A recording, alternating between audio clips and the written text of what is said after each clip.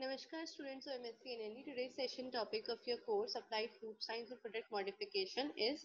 tapping traditional food and unconventional source of food. Okay, in previous session we have discussed about the traditional food and now in this session we will discuss about the unconventional source of food. So first starting with the introduction part, unconventional या non conventional food कौन से होते हैं जो हमारे chemically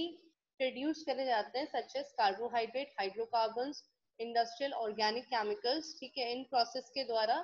मतलब इन chemicals हम produce कर रहे हैं and the process which is involve in their production is microbiological process enzymatic और केमिकल सिंथेसिस ठीक है तो एक तो ये मेथड है ऐसे फूड्स को डेवलप करने की और from existing natural products containing carbohydrate, proteins and fats by physical, chemical, microbiological, enzymatic modification ठीक है तो एक मेथड तो हम कहाँ से कर रहे हैं इंडस्ट्रियल बेसिस पे कर रहे हैं और एक हमारी नेचुरल मेथड है जो हमारे नेचुरली एग्जिस्टिंग प्रोडक्ट है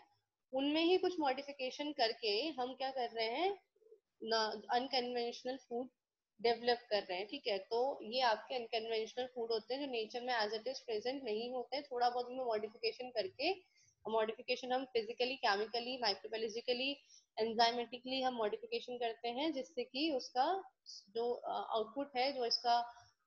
इनकम है वो हमारा क्या हो चेंज हो ठीक है उसका आउटपुट चेंज हो एग्जाम्पल जो होते हैं नॉन कन्वेंशनल फूड सोर्सेज के included a single cell protein ठीक है सिंगल सेल प्रोटीन आपने सुना होगा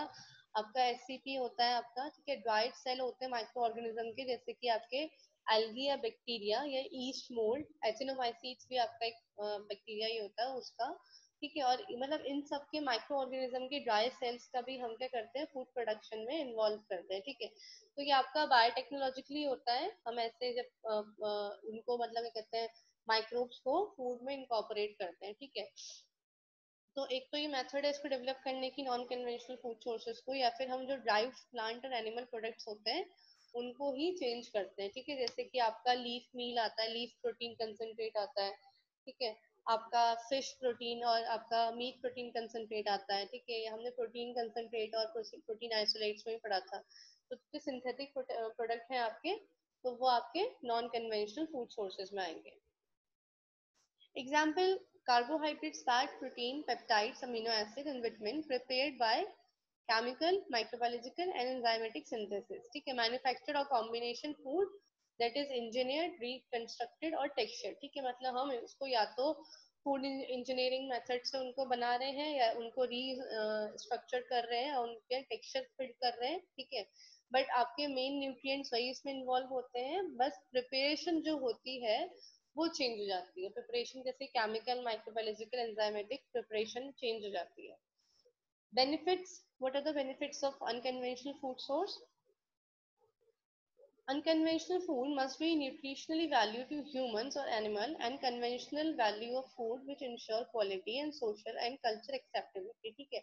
तो क्या होते हैं आपके इसकी न्यूट्रिशन वैल्यू जो होती है वो एक्सट्रीम होती है ह्यूमंस और एनिमल्स के लिए फंक्शनल वैल्यू भी इसकी काफी अच्छी होती है और इसकी क्वालिटी जो होती है वो आपकी कल्चर और सोशल एक्सेप्टेबिलिटी को परफॉर्म करती है ठीक है मतलब आपके फूड कल्चरली और मतलब सोशली एक्सेप्ट करे जाते हैं ठीक है they must be meet regularly agency requirement for safety and human consumption ठीक है मतलब इनकी क्या होती है इनकी पूरी टेस्टिंग होती है एफडीए के थ्रू मतलब फूड एंड एडमिनिस्ट्रेशन ड्रग के थ्रू और इनकी पूरी सेफ्टी देखी जाती है रेगुलर ये इनकी चेकिंग होती है ठीक है और ये आपकी टॉक्सिक कंपोनेंट से फ्री होते हैं म्यूटेजेनिक कंपोनेंट और कार्सिनोजन सब्सटेंस जो होते हैं आपके उन सबसे ये क्या होते हैं फ्री होते हैं ठीक है आपको ऐसे कोई रिस्की फूड्स में नहीं आते हैं These are some examples of unconventional food source. First is your quinoa. Quinoa आपका एक टाइप का सीरियल ही होता है तो ये भी आपका अनकन्वेंशनल में आता है tofu chia seeds nuts beans and milk powder तो these all are your unconventional food source ठीक है जैसे ये आप कहीं ना कहीं आपके इनका प्रोडक्शन के टाइम पे कुछ ना कुछ चेंजेस करे जाते हैं ठीक है जैसे आपके जो चिया सीड्स होते हैं आपके बीन्स होते हैं नट्स होते हैं ये एज इट इज नेचर में नहीं आते बट इनमें हम कहीं ना कहीं कुछ कुछ प्रोसेसिंग मेथड के द्वारा इसमें कुछ चेंजेस करे जाते हैं इससे इसकी न्यूट्रिटिव वैल्यू और क्या होती है इंक्रीज होती है So this is all with your unconventional food source. In case of any doubt, you may ask in a comment section.